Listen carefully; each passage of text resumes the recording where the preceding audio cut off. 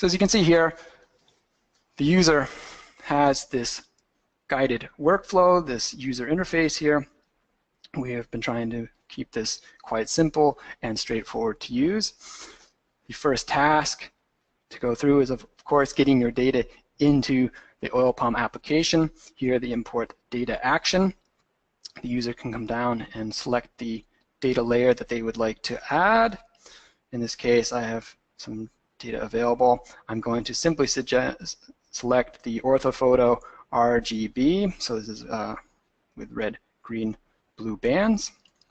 I'll open this. If your data has different combinations of bands, you can then come into the display settings and define whether your red, green, or blue is as 1, 2, or 3 here. This is a layer stack, so I can select which corresponds to the red, green, or blue in this portion. In addition, I can select what general settings I would like to use in terms of the area. So we can use acres, square kilometers, hectares, square meters. I'll just take square kilometers for this demonstration. And then confirm. Once you see the check mark appear in your workflow above, that means you've fulfilled all the conditions of this action and can move on to the next step, which here is loading and defining blocks. Now the blocks are the polygons that make up the plantation boundaries. Those may be available to the analyst ahead of time in the form of a shapefile. If so, you can come into the settings and select import from shapefile. If they're not available, you can draw your own blocks through manual creation or simply use the whole scene for the analysis. So I have my blocks in a shapefile. I'll choose to import those. Simply then click on Browse, navigate to the SHP file, and click Open. See now the outlines of my plantation block here in yellow. I will save these settings, and again, once I see my check mark, I can move on in the analysis. The next block is whether I want to utilize elevation data for my analysis. Like I said, within version 9 or within version 1.2, you have the choice of using elevation data or not. And we're going to say continue without DSM or DTM data at this stage. I'll click Save. Again, I can now move on. Come into the Detect and Analyze Palms phase here. And first of all, within the Detect based on orthophoto, here the user can select what band they would like to use to generate sort of the template matching phase of that's the technology behind this part of the project. And typically we always suggest to use the green band, so we just ask the user to select which band corresponds to their green band. In my case, it's number 2. You also have a sensitivity field here. The more we increase this slider, the more sensitive the detection will become, and the more palms will be detected. Our recommendation is what is here in the default is 0.7. So I will maintain that for this analysis. We then have the option whether we want to detect the so-called anomalies, so whether trees are healthy or not. For this, we typically use an NDVI threshold. As you know, NDVI is based off of the red and the near-infrared band. In this image, I don't have a near-infrared data, so I have two options. Either I can leave this blank, not detect anomalies, or we also provide you with the option of generating the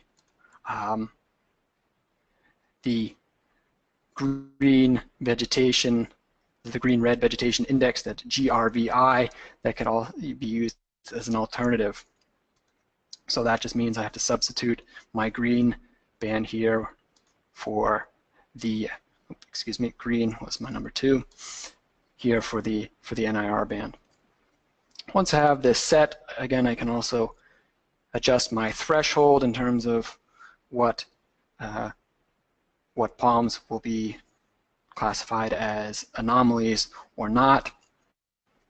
This, you can again use the slider to move up or down to make this more sensitive or not. When we are happy with the settings, we can then click on Detect Palms, and depending on the size of the imagery and the complexity, this could take a few moments to run, and we will see that when it is finished, not only will the individual palms be detected as a point, but also the different anomalies as well as the size of the palm.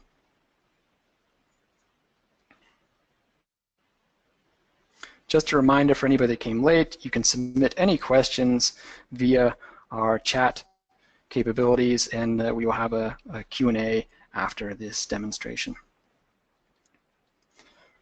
So here I now see some results. I'll zoom in here. Various zoom and display tools available. Pan around. In general, the detection looks rather well. We see some of the smaller palms here between the rows were not detected in this particular example, primarily due to the fact that this was based off of template matching and nothing to do with elevation data, since we had none. In the next example, we'll see how elevation data can improve this type of analysis. If we're happy with these general settings that were used, we can then click Save and move on to the edit action, because it could be, as we can see here, some palms were missed, so we can come in and we provide very simple manual editing functionality here. We can add a palm. You can either choose the anomaly setting to add that, detect this automatically or not. We can also choose what type of crown size we want to add. So for example, I can select large. Now any palm that I click here will be added to the category large. In addition, you can do region-based editing, so we can select an entire block of trees. Do a brief example here. So here I see several trees that maybe they should all be categorized as anomalies, and I will come into this region. Once it is grayed in, it is active, and now I can say Edit Anomaly, and if I click this once, it'll add to one category, and now add it to a different category. So now these have all been categorized as anomalies here. And the same is true in terms of editing size or removing trees in bulk. Once we are happy with the edited phase here, zoom out to extent, we can save our results. This stage, they are saved just within our project here. And finally, we would like to export the results outside of the eCognition Oil Palm app. And here again, the users have a number of options. By default, you will see that the tree centers shapefile option is selected. This will export a shape file. Alternatively, you can look at tree crowns or the blocks, or select all three. This would then export 3 individual shapefiles, one representing the blocks that were selected or imported, the other the tree crowns with their associated attributes, as well as the tree centers. I mentioned earlier we would take a look at what these attributes look like. So you can, of course, turn on the Show Hide Attribute Table option here, and you see individual tree IDs, whether it was classified as an anomaly or not. By the way, when you click on a tree, the center of the zoom window will adjust to that tree. You also get information about the crown size. Here we didn't have any elevation data, so we don't have this information. You get information on density, the actual position of the tree. Again, here elevation and height information was not imported, so this is not available in this readout. And you also have information in the comment field on what approach was used to find this particular tree. So here we can select this, move this over a bit. We see that the template matching approach was used to detect this particular tree. If I scroll down to the bottom of this list, I see that I have manually added 3 trees here, so that information is also available to the user.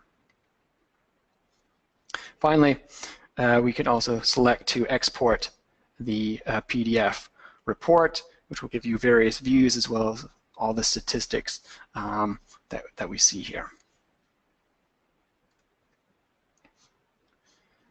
So this has walked you through how the oil palm application works with, I would say, standard RGB imagery coming from a UAV without the elevation data as input.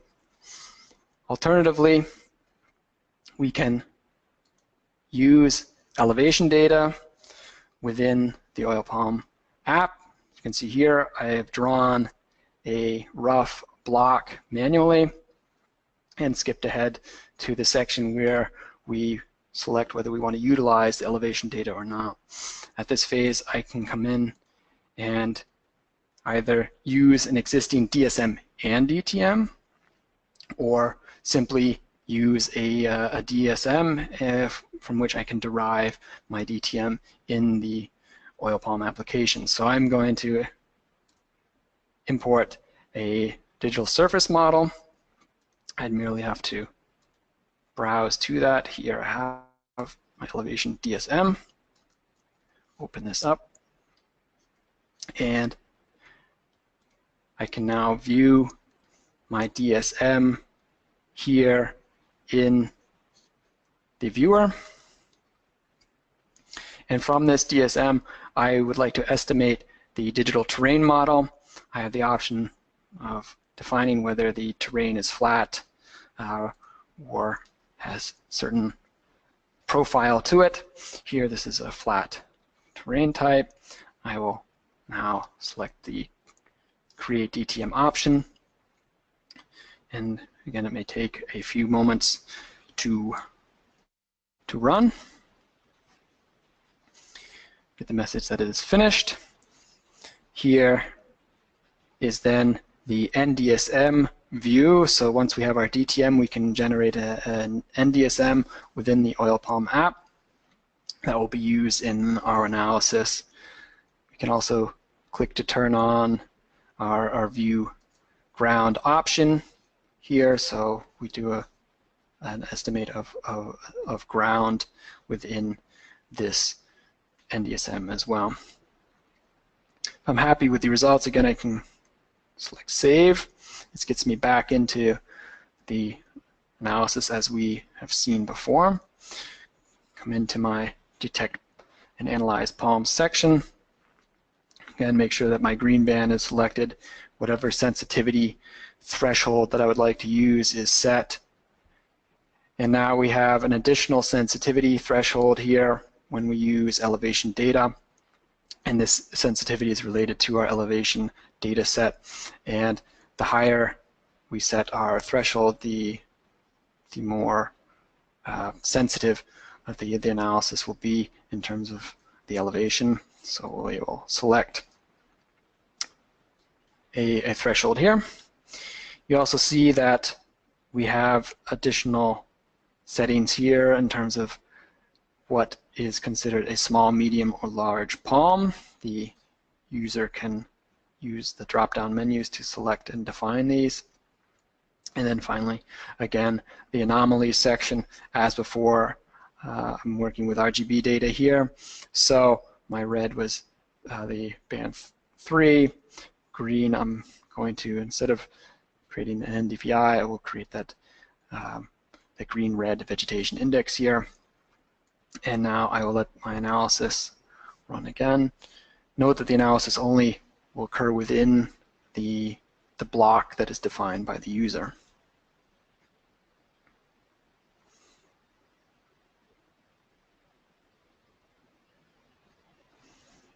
So depending how large an area that we are looking at, this will influence the processing time here. Now I can see that not only have I detected my larger palms, but you see now in between the rows that these smaller palms have also been detected. We also have a more representative crown estimate here, and the difference between the small, medium, and large, as was possible without the elevation data. Happy with these results, I will click Save, and then I have the option again of coming in and doing any type of editing. So again, may have to add trees if they were missed for whatever reason. These palms here were detected very well, but we notice there are limits, so that we have some very small palms off in this field here that weren't detected well. We also see a few errors. So here, and we can simply click on a palm if it's an error, and that will automatically be removed. And the user can come in and use the different views here. So we can switch to an NDSM view and see that there should be a palm here. Edit our size and make this a small palm to add or remove trees as needed based on different view settings. You can always toggle between view settings using the options here in the Analysis Builder toolbar. Go back to the red, green, blue setting here. And when you're happy with these results, always click Save, get the check mark. That means you can move on. If you need to go back, you can always click the Revert button and go back and continue editing the file. In addition to the elevation data sets for viewing, we can also view the density layer here, and this will give you this heat map on palm density within the plantation. It is also very useful information to have here. So, if there are any questions that have popped up throughout the presentation, please feel free to send these in. My colleague will forward me a few at the moment. So question one that I see, does eCognition offer the detection of other species like pines? That's an excellent question. The oil palm application, as the name implies, is designed specifically for the oil palm tree detection. But as some of you may know, we have other software packages available within the eCognition family, such as eCognition Suite, which includes eCognition Developer. The technology that is available within Developer was used to create the oil palm application. So you can make use of technology like template matching within eCognition Developer to use for, say, pine tree detection, but that would have to be done outside of the oil palm application. Again, this application is designed specifically for oil palm detection. Another question here. I've seen apps that can map the fields while the drone is in the air. So real-time live detection, this is not possible with the Oil Palm application as is. We are importing the data from a drive. This data has been orthorectified ahead of time. So if that type of analysis, that type of processing is required, there would obviously lead to certain lags within this. So depending on what type of, how data is saved and distributed, would obviously impact whether you can do live detection or not. Another question, what is an anomaly? Good question. This is a term that is used by the growers and plantation owners, and our software was developed in collaboration with some of these customers. Anomaly, by anomaly, we are referring to trees that are not as healthy as they could be, so sicker trees. Why that particular tree is not growing well is something that the field team will determine based on the information that we collect here. Another question, is this an Architect app? Well, it is very similar to an eCognition Architect application, but this is a standalone product. It cannot be opened within eCognition Architect. This is meant to be directly within the eCognition Oil Palm application, but the technology, if people are familiar with eCognition and the various software packages, it has a very similar look and feel to eCognition Architect solutions or applications. Another question here, can this be used with DJI drones? I am not familiar with the DJI drone, but if your drone or UAV produces an output image that is in one of the supported formats, so TIFF, JPEG, JPEG 2000, etc., then this type of imagery can be loaded into the Oil Palm application. I would just emphasize again any of the pre-processing steps that may need to be taken, orthorectification, georectification, deriving any digital surface models, that it can be done, should be done before bringing it into eCognition. And let's see, I will take one more question here from the list.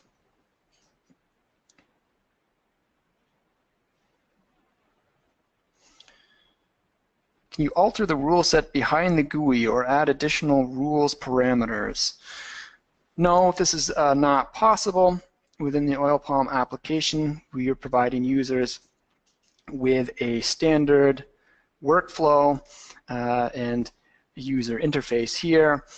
If you wanted to have additional rules or a customized GUI, it would be something to consider looking at within the eCognition Architect solution.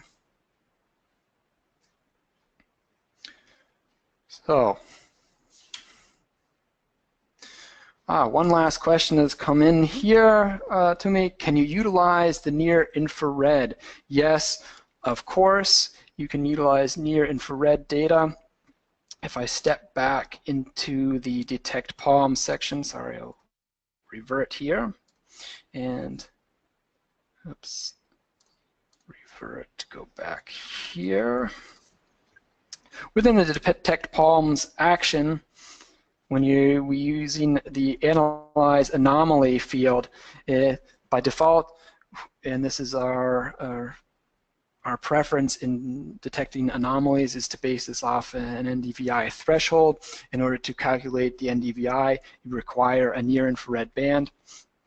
And if you have near-infrared data available to you, not every UAV is enabled with near-infrared, but if you do have it, you would then just select your near-infrared band from this drop-down list. We would then generate the NDVI based off of that, and this would then be utilized to do the anomaly analysis.